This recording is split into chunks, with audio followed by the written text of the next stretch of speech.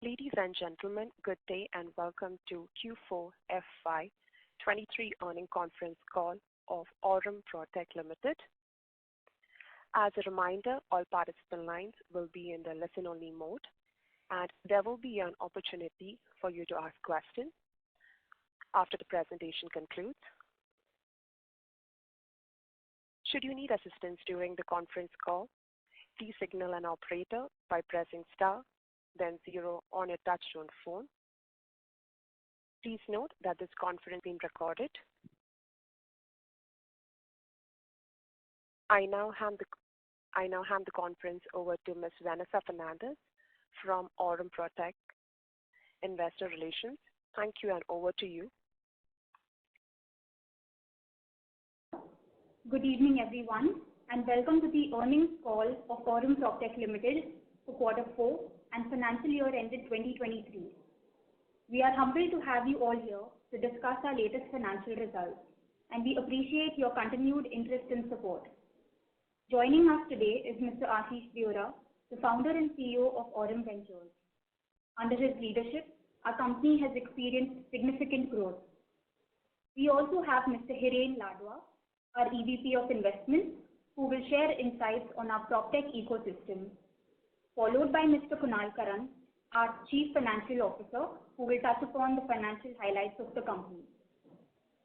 Before we dive into the details, I would like to remind everyone that the forward-looking statements we may discuss are subject to risks and uncertainties that are detailed in our prospectus filed with SEBI and the subsequent annual reports.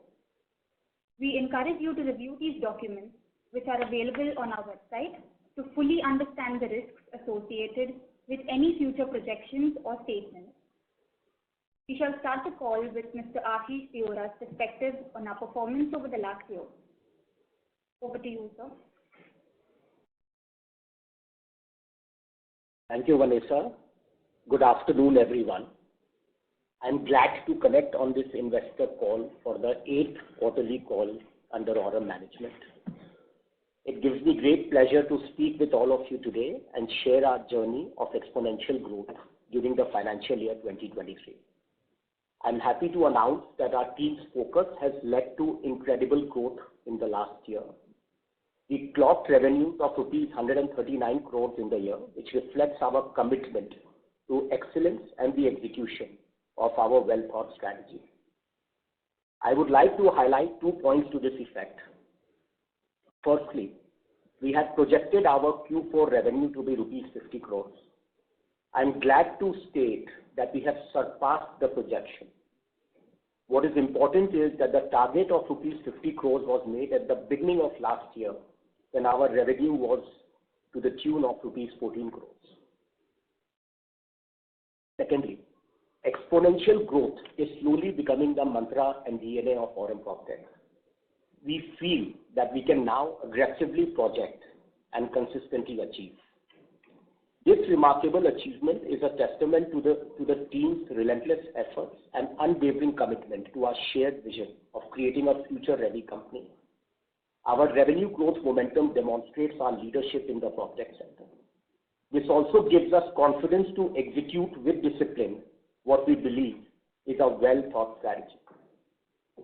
With our strong positioning, cutting-edge technology, and unwavering focus on customer experience, I have no doubt that we will surpass our current targets and continue to drive data-based growth and innovation in the industry.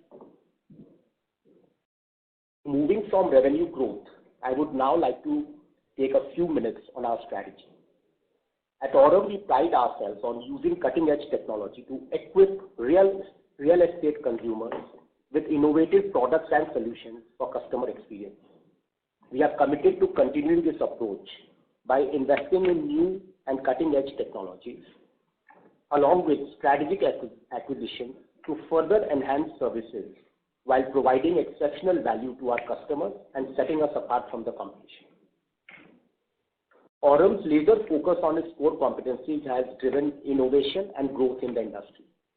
As we look to the future, analyzing data and then integrating with services and capital keeps us challenged on a daily basis. We remain committed in our pursuit of excellence and in achieving our vision of becoming the top real estate tech-based services company in the industry.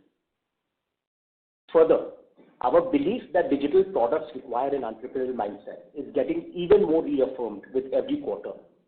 And with that in mind, we continue to deepen our engagement with entrepreneurs to create a robust ecosystem.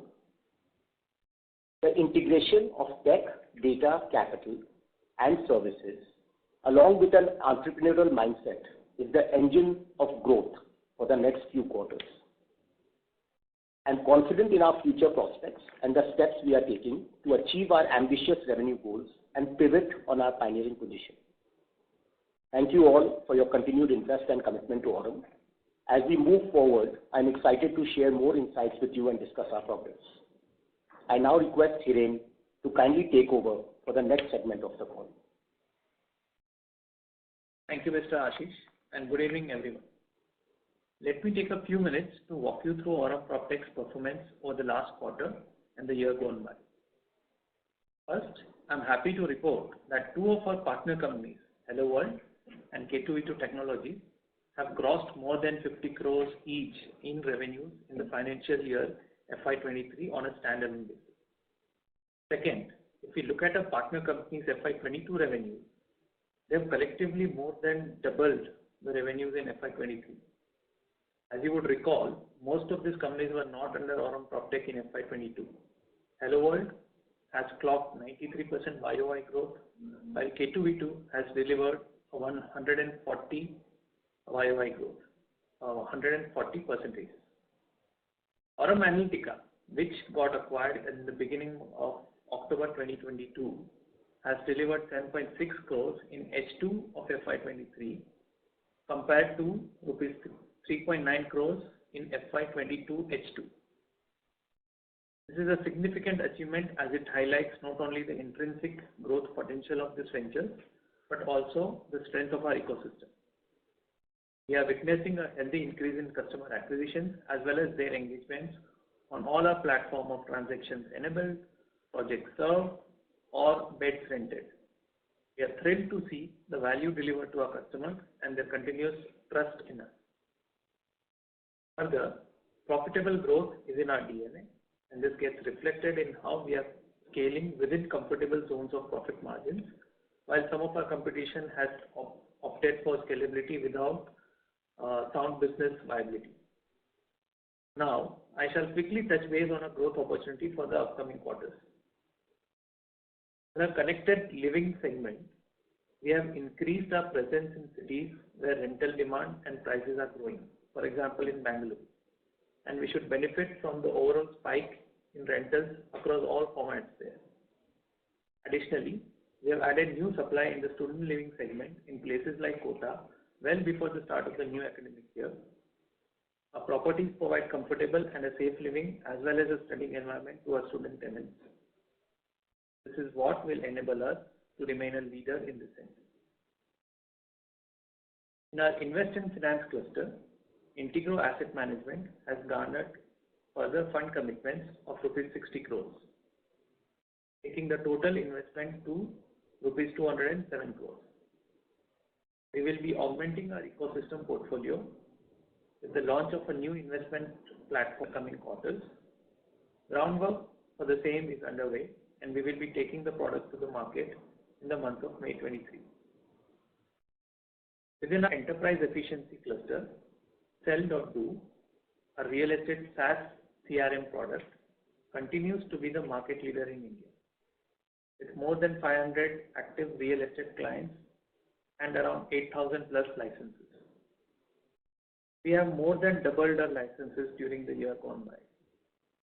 At the end of Q4 FY23, Aurum Analytica's order book grew 2.5 times the number of projects it had at the end of Q3 FY23. We continue to meet exciting PropTech ventures on investments front, and we will update you on any transactions as and when they materialize. To conclude, we are committed to build and grow our SaaS as well as RaaS products, and the upcoming quarters promises to be exciting ones for our growth journey. Thank you for your continued support. and we look forward to sharing some updates with you soon. More updates with you soon, I'll correct myself. Now pleased to hand over the call to Mr. Kunal Karan, our CFO, to provide an update on the financial performance of Aurum PropTech. Thank you, Raven. Thank you everyone for taking out time to join us on this call today. Today, the Board of Directors have approved the audited results for the quarter and the year ended 31st March 2023. I will take you through the summary results of the company. Results for the quarter ended March 31, 2023 first. The revenue from operations for the quarter was 45.36 crores as compared to 38.56 crores in the previous quarter, up by 17.63%. The total income for the quarter was INR 51.33 crores as compared to 41.15 crores in the previous quarter, up by 24.73%.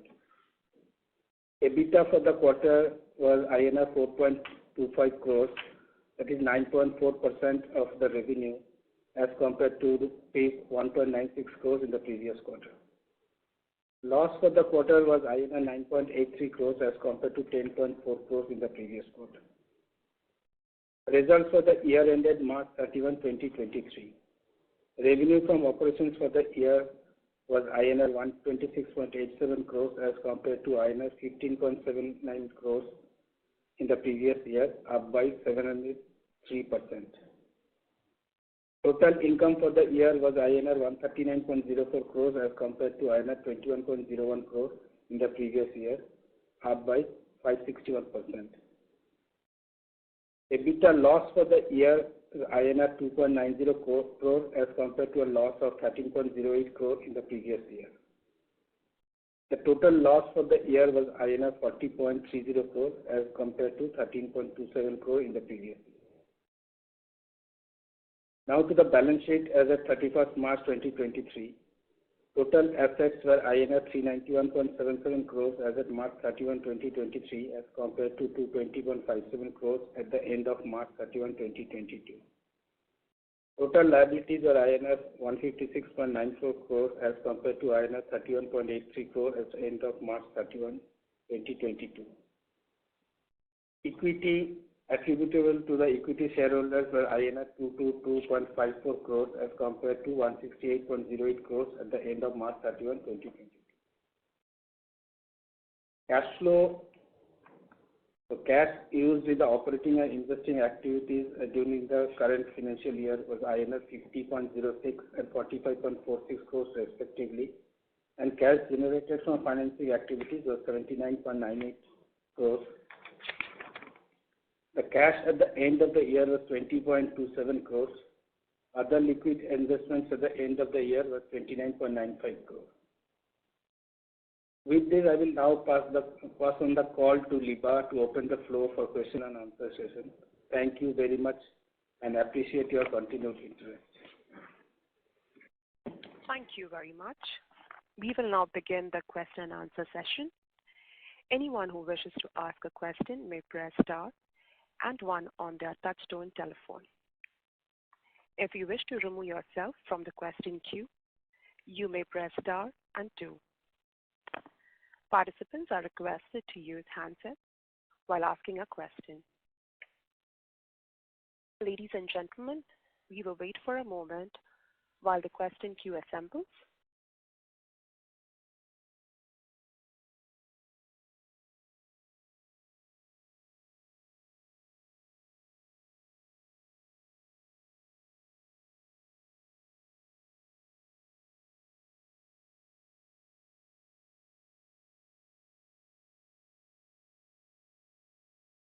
As a reminder, all participants to ask a question, please press star and 1 on their touchtone telephone.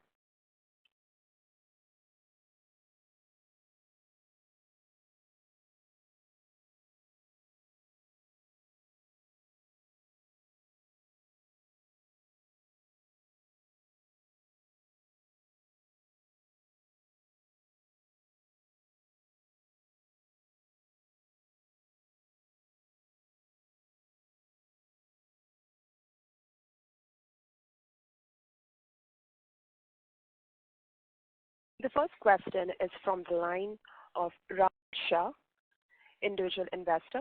Please go ahead. Hi team, congratulations on the amazing growth and the great numbers.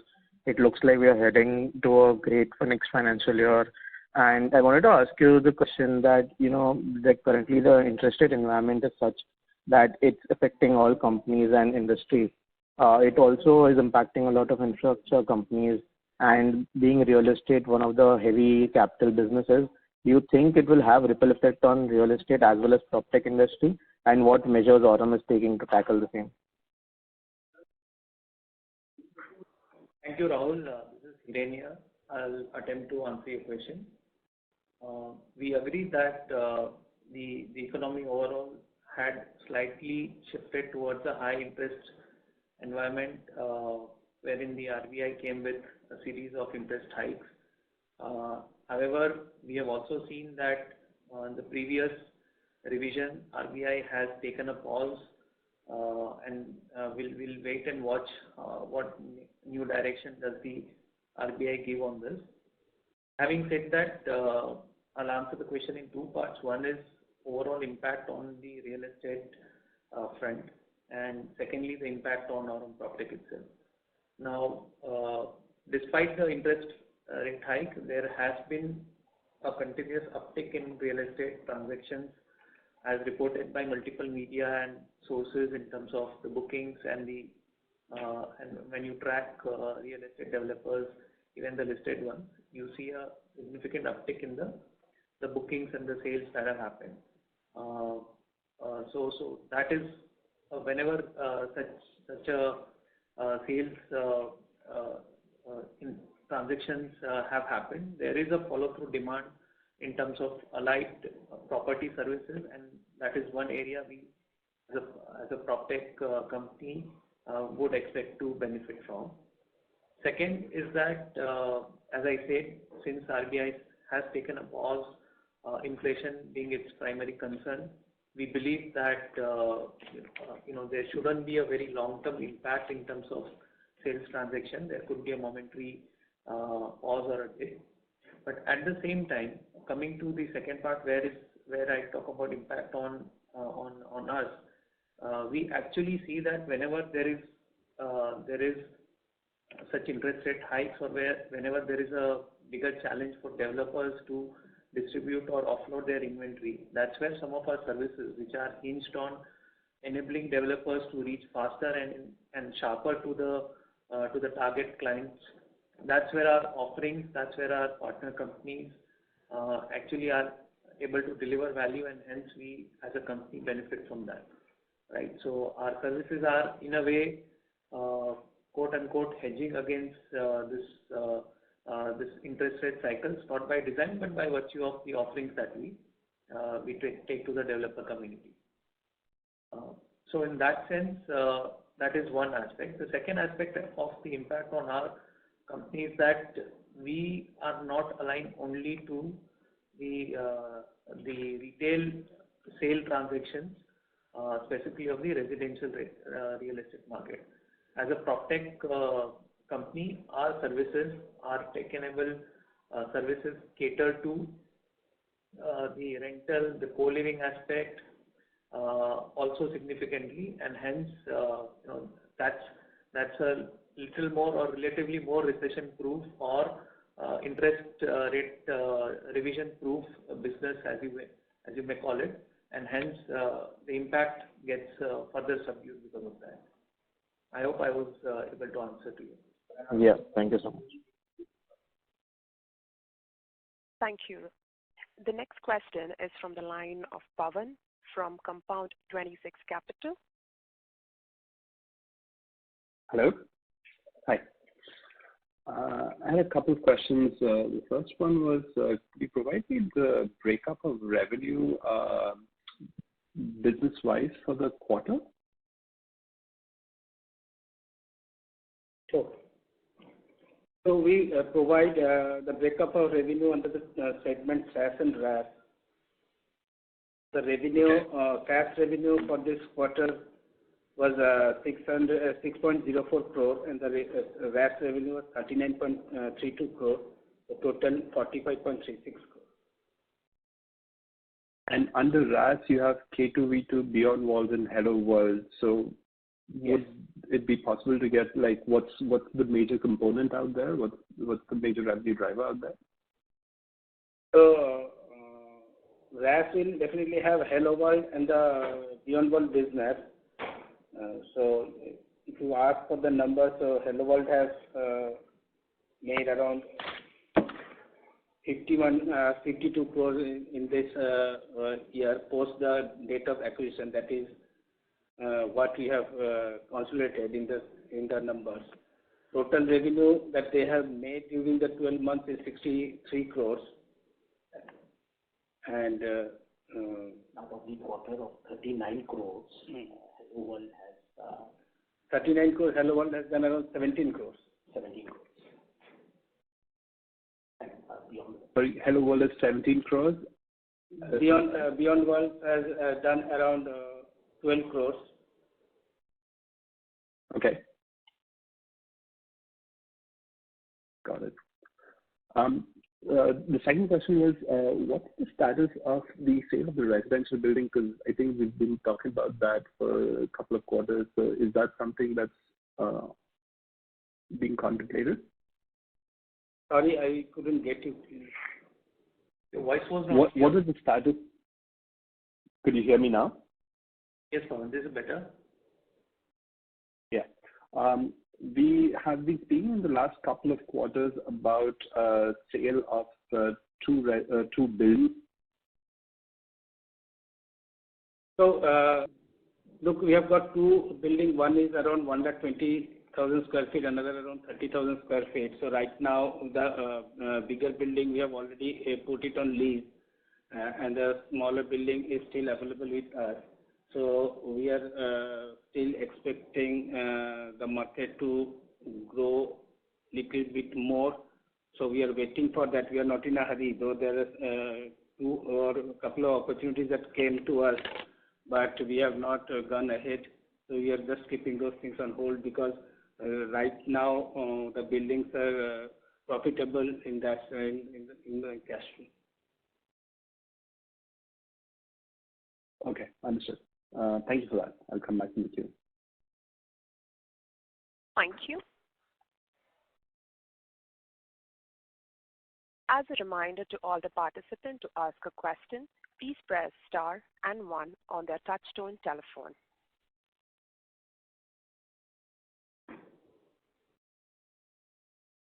The next question is from the line of Rahil Shah, individual investor. Hello. Hi. Two questions.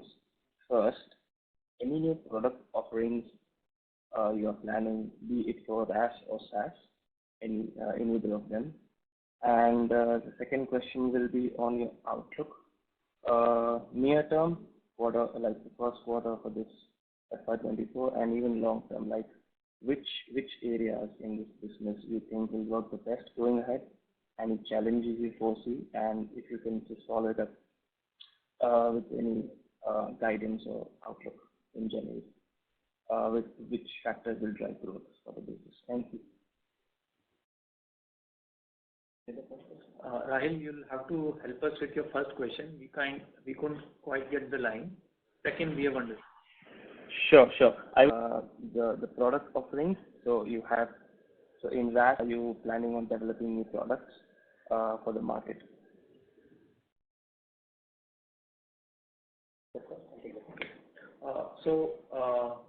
Just to rephrase so that I understand your question clearly, the first question more specifically, you are looking for some understanding on in terms of our product offerings in future or a new offering specifically. Is that correct? Yes. In be it for RAS or the SaaS divisions which you operate. So I'll take the SaaS first.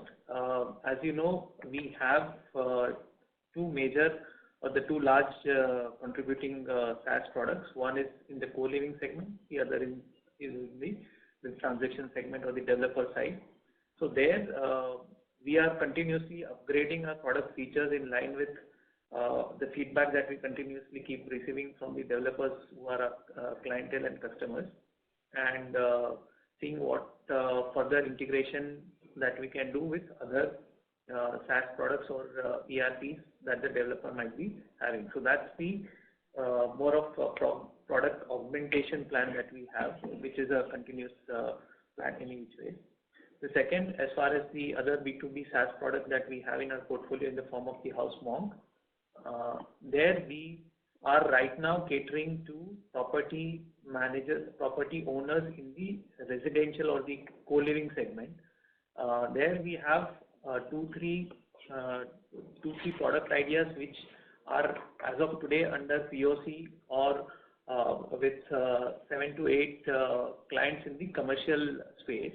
And once the POC is over in the next 2 to 3 months, we will be launching them further to a wider clientele base. Third, we also have under the hood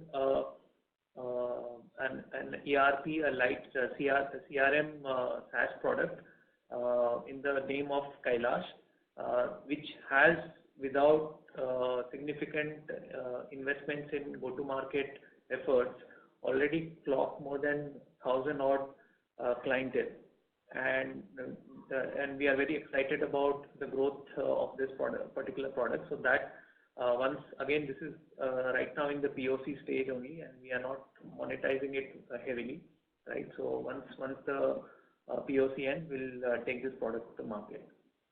So this is as far as the SaaS is concerned. As far as the RaaS services are concerned, in the co-living segment, as of now, we are focusing on around 10 major cities where we aim to have leadership positions. From a segmentation point of view, we are in the mid-segment, few offerings going towards the premium side as well, and the third sub-segment would be the student living segment, where we are also one of the market leaders there. So we will continue to focus there on the supply side, supply acquisition side, in line with where the demand is coming from, right? So that's where that has been our forte, and that's what we'll continue to focus on. Then in terms of the other RaaS offerings, I think we have Beyond Walls, which got introduced to the market almost around a year back. I think we are now in a position to take this at more from a new markets point of view rather than specifically new offerings. Continuous product development, addition of features, etc., would continue under the Beyond Walls overall product. But now the time is for the product to be taken to a wider market, and that's what we will be focusing on there. I hope that kind of gives you an idea of our product strategy at the moment. Yes, definitely. And on the second part of my question, which was on the outlook, if you can. So, Rahil, this is Ashish here. I think the financial year 2023 has been a very defining year for Aurum PropTech, because we did 139 or 140 crores of revenue in this year, with last quarter being 51.25 crores or something around that. We think that the way we look at the upcoming year is that there is tremendous discipline in execution. There's tremendous focus today with all the companies and all the products that we have in the market. In terms of development, the products that are getting in and the features that are getting into the market are almost on schedule. So it kind of gives us tremendous conviction that we should be on a strong growth momentum going forward as well, quarter on quarter. I guess at this stage, that is what we can share in terms of guidelines and outlook. But at least we can say that from here it will be upward in terms of trajectory of your growth.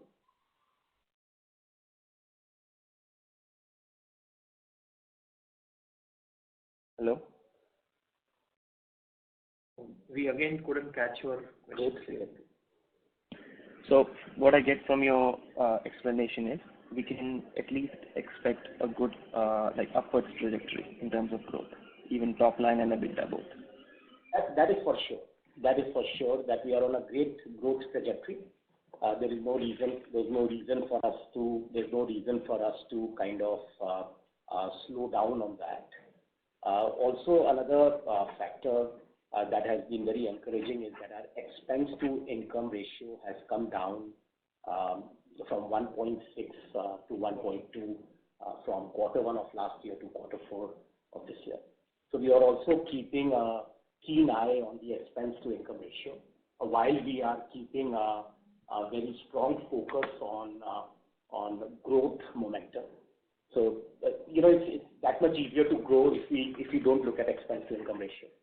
So the balance of that is the challenge, and that is what we are all focusing on. But I think the last year has given us that conviction and sense that look, you can grow exponentially, and you can still be on the path to profitability. Okay. Thank you, Ashish, and wish you all the best. Thank you.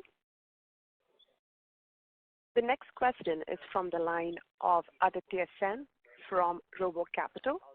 Please go ahead. Hi team.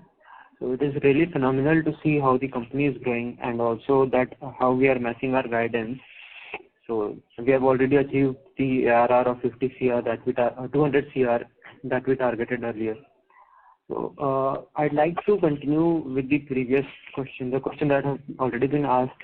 That is, can you please help us with the revenue of different business segments that we have?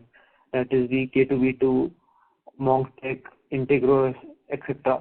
Because if we get to know these, then only we can understand the business fairly well.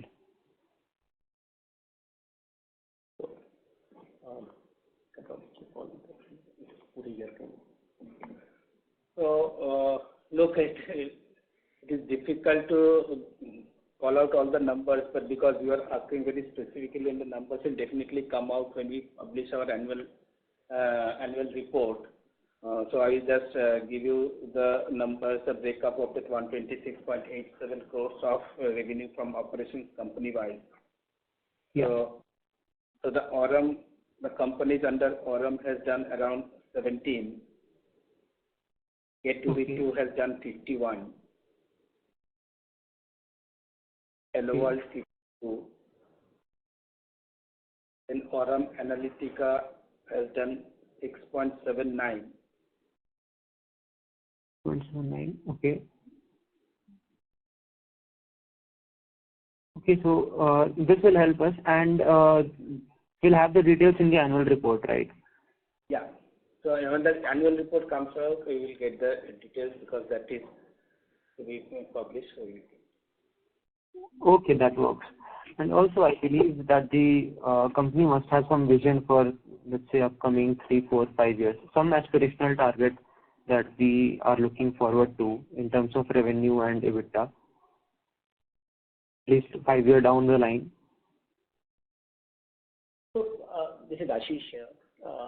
Aditya, 3-year forecast is difficult to kind of give on the call, but what we are clearly seeing is that the company, as I said earlier, is on a tremendous growth trajectory.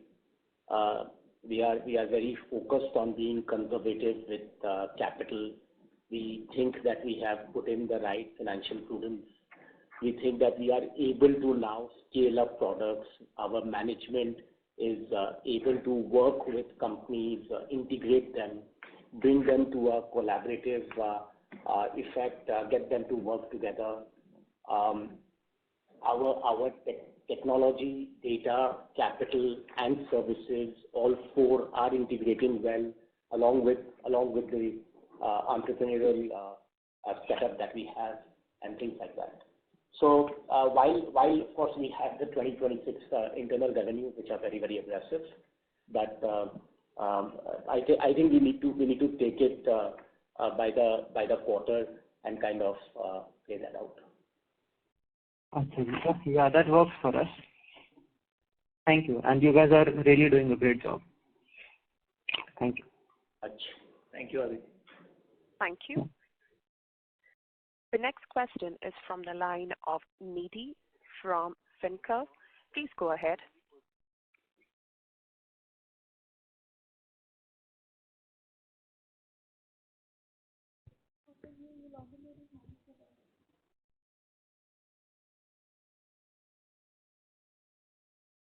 Hello. Hello, Nidhi. Your line is unmuted. You could speak now. Yeah. So just wanted to know, what do you think about the future prospect and the expected market size of PropTech space, and any new company acquired or any new product or service developed during the FY23? Thankfully, you've asked about PropTech and not Aurum PropTech. So, little easier to answer, because with Aurum PropTech we have limitations on making forward-looking statements. But as far as the sector is concerned overall, right? So we have continuously maintained and stated how bullish we are, and then we drive our vision from a 2030 projection of the Indian economy, of which if you take 10%, actually it is around 13% as the property sector as a percentage GDP, and within that, if you take the PropTech as a segment, that would be another 10%. That itself is roughly $100 billion opportunity in the next 7 to 8 years now, right? Now, within that, the way we broadly see is that fortunately or unfortunately, the adoption of technology has been lagging compared to many other sectors, for example, retail or any other manufacturing or logistics sector, for example, right, where tech adoption has been faster than it has been in property, and that gives us a huge opportunity to scale up at the juncture we are in. And this adoption is happening across the entire life cycle of any property unit consumption, be it commercial real estate or residential real estate, which starts from conceptualization of the residential or the commercial project to its construction, to its delivery, to the sales and marketing part of it, eventually consumption part of it, which could be in terms of leasing, renting out, and then there are tremendous opportunities for tech play to make life simpler, easier, efficient for the entire ecosystem, right? And that's what if you see, if you look around in terms of PropTech, there are many exciting propositions and startups coming up, and we as Aurum PropTech have been fortunate enough to have the right presence already marked, and where we could grow further from here in terms of, for example, the transaction space. Right now we are focusing on the residential part. B, the rental and living, where through Hello World and co-living segment we have a very good position to grow further, and I'm talking about long term, so 7-8 years. The opportunity could be very, very large. And 3, the other wider segment is where the capital services come in, where the efficiency play comes in for enterprises, right? So when we try to paint the canvas of PropTech, one, it's exciting simply because the amount of growth prospects it presents. At the same time, it's even more exciting with the applications of tech, and more so now with AI, ML, the use of big data at the bottom of it, and then the adoption opportunity that is presented by the property sector in India itself, right? So sum total of it, I think we continue to remain excited and motivated by the opportunity that PropTech has. Okay. So also, could you give a detail about top products across SaaS and RaaS, and the most revenue generating product? So we partly covered it in the previous question, but I'll reiterate. As far as SaaS products are concerned, we have one is Sell.do under K2V2, the other is the House Monk under Montech Labs. Right? These are the two main SaaS products as of now. There are a couple of other products which are under the POC or the development stage, and their revenues have not yet started clicking in material way. Then moving on to the RaaS services, we have the Hello World's co-living business, second K2V2's Beyond Walls business, and then Integro's asset management services, then followed by Aurum Analytica, in no order particular, but Analytica was the last transaction that we onboarded. So Aurum Analytica is also part of the RaaS offering. Okay, thank you.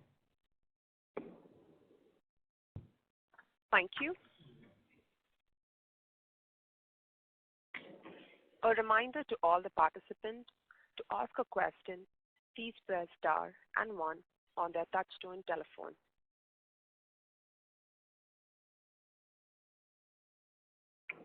The next question is from the line of Vipul Arora, an individual investor. Please go ahead. Thank you, everyone. So my question is to B2C segment. So I learned that Aurum in the last few months introduced some of the B2C products like Aurum KuberX, Insta Home, and Aurum Live. So all those products are typically for the consumer side. So acquiring a customer is a bit costly, as well as retaining is also pain. So my question is, because those are the new products and we have a couple of competitors as well with a good balance sheet, so they are also in the same space. So my question to Mr. Ashish Ji, so could you please share your thoughts and give us some light about your planning about the products that we recently introduced, especially into the B2C segment? So Vipulji, this B2C segment is always a tough segment.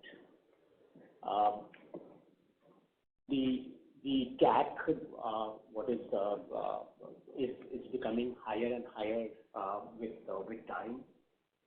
Effectively, to garner one rupee of revenue, the companies are spending more than 1 rupee, at sometimes 10 rupees to garner 1 rupee of revenue. We definitely do realize that, and while realizing that, we have good products in the B2C segment. But also our own philosophy and DNA doesn't allow us to spend a lot on the consumer acquisition cost, which typically companies do. So if you look at the KuberX product, KuberX is a loan aggregation product.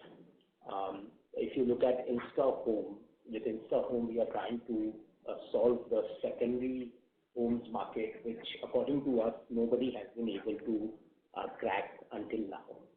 And with Aurum Live, we are trying to solve the primary segment market. To my mind, the Aurum Live is that much easier with lesser customer acquisition costs. Then comes the KuberX, and then comes the Insta Home. What we are getting is a tremendous amount of support and feedback and data from various of our own companies, which we integrate with these B2C products, and then we kind of roll out accordingly.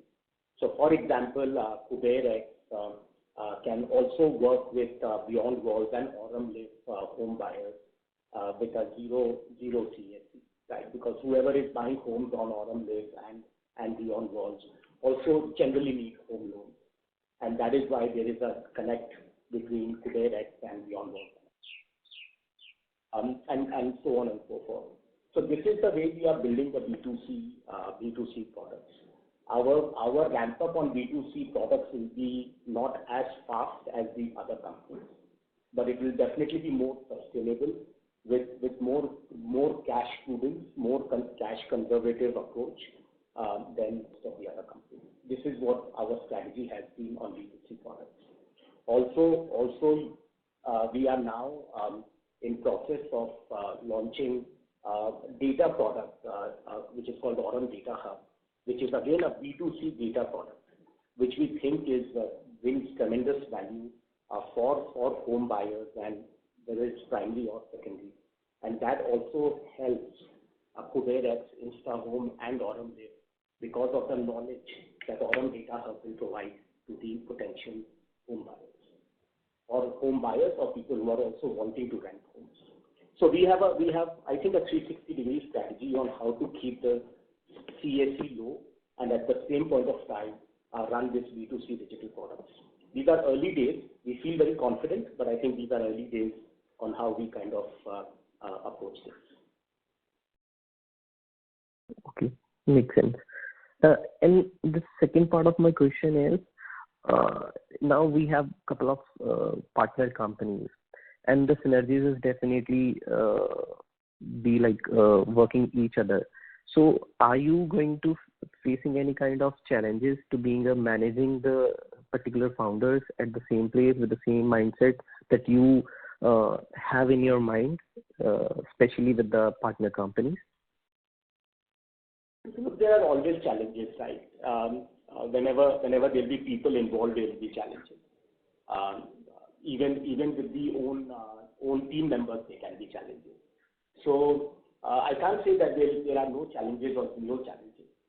But the way we see that whether we are being able to bring value to our partners or to the founders or to our management team or not, right? And the good thing about the tech business is that it can be very collaborative. It can be very win-win scenario. So, for example, Beyond Walls, which was the first company that we had worked with and we partnered with, now they are kind of working with us along with KuberX, right? Also, they are now working with. They are helping companies like Shriram Properties to come into Pune because Aurum also acquires 15% in Shriram Properties, not Aurum PropTech, but the holding company of Aurum also acquired 15% in Shriram Properties. So they are also now kind of working with Shriram Properties in Pune. So this is the ecosystem that we talk about. I think if the founders and the management team is busy, more and more challenges, then there are less challenges that they pose for each other. And that is what we are trying to work on. All right. Yeah, especially you just pointed out like the clients, especially Shriram Properties as well. Aurum Analytica have great client base. So are we also trying to cross-sell the products which definitely matching to the clients? Are we able to cross-sell in some part of time? Maybe not today or coming future as well? Yes, that's definitely in the plans. Having said that, yes, we're very cautious about the right synergies. So one key element, and in the previous briefings, we have called about a platform called Aurum Entrepreneur Forum, where we actually get these founders to talk about those synergies, common go-to-market strategies and plans. So there are already, including for Aurum Analytica as well as other organizations, those synergies or those joint go-to-market plans, etc., have been called out, ironed out, and then the POCs are underway, right? So that's definitely there on the cards. That's one of the pillars of the ecosystem collaboration that we have. So you're right. Yes, we are working on those. All right. Thank you. Just one request to. Just to add one to what Hiren said. Also, what we are doing is we are keeping a keen eye on the numbers. What it does is that if effectively we have seen that companies growing to 2 to 3 times in 18 to 24 months, that is what we are seeing from the time that we have acquired or invested or started to partner with them. And we are just kind of ensuring that growth trajectory is continuing with each product, with each company, with each team, with each each B2C product, etc. And I think that growth focus without losing too much capital is kind of getting everybody together to help each other in that collaborative fashion, which we run through Aurum Entrepreneur Forum, which Elaine was talking about. Definitely. AEF really makes such kind of platform which basically collaborates by the all founders.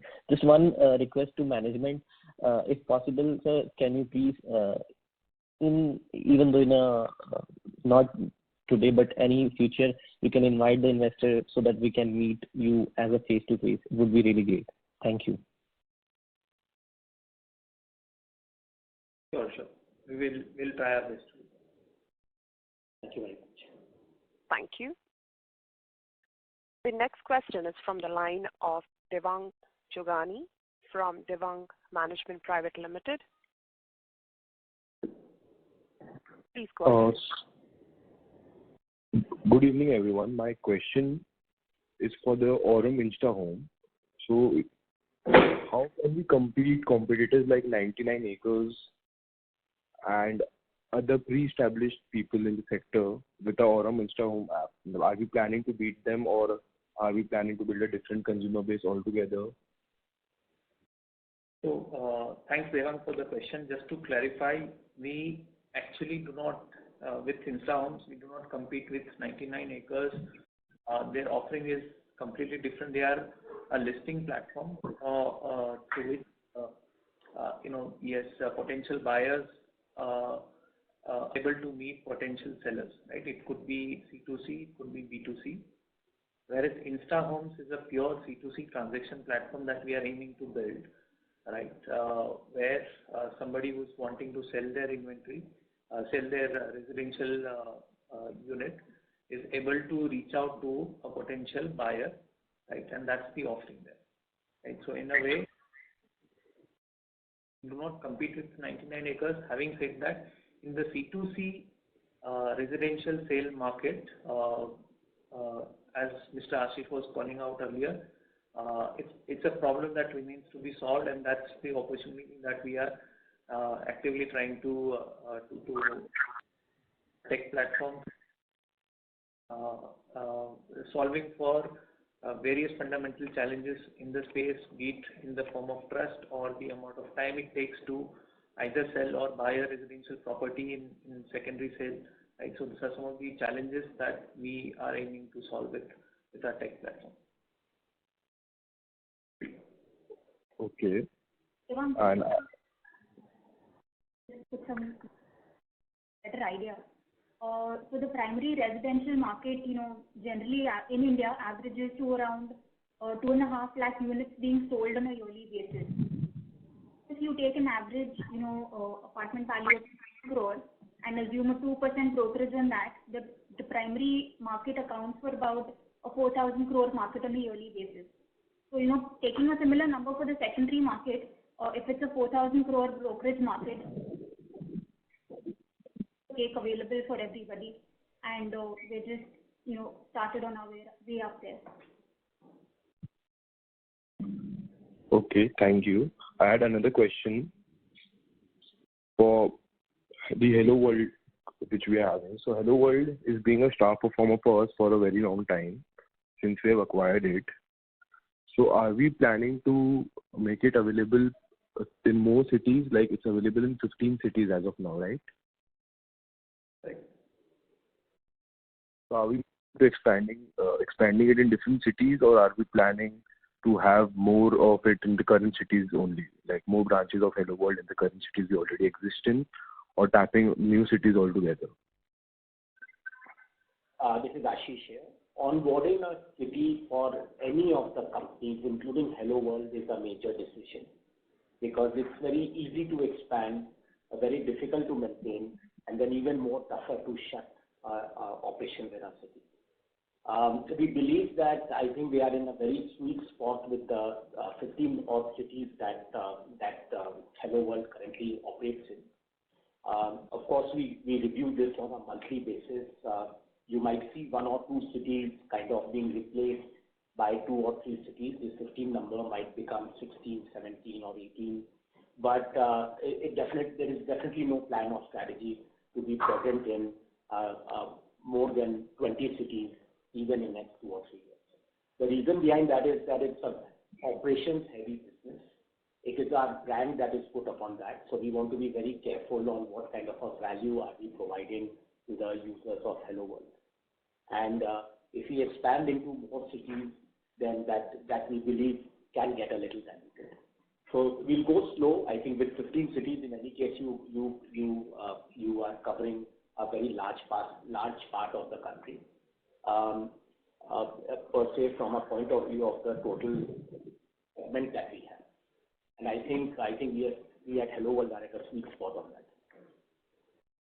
To add to that, our choice of supply, right, and which is not just at the city level but also at micro locality level, is to ensure that we have a critical mass of properties as well as tenants.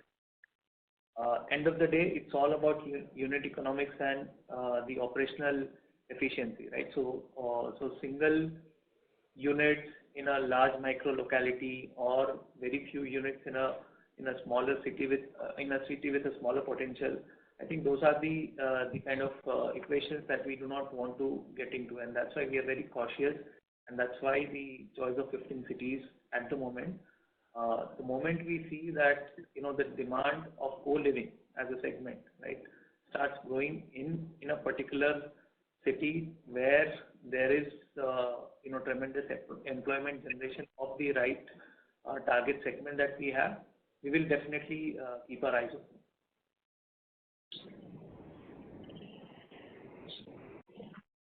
Okay, thank you so much. That answers my question. Thank you. As there are no further questions, I would now like to hand over the conference over to Ms. Vanessa Fernandez for closing comments. Thank you, Leva.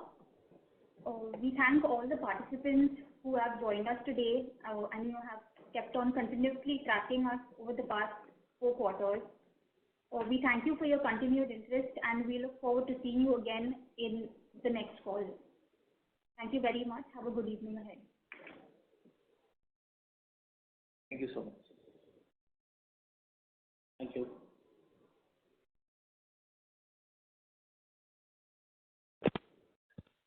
Thank you. On behalf of Aurum PropTech Limited, that concludes this conference. Thank you for joining us, and you may now disconnect your lines.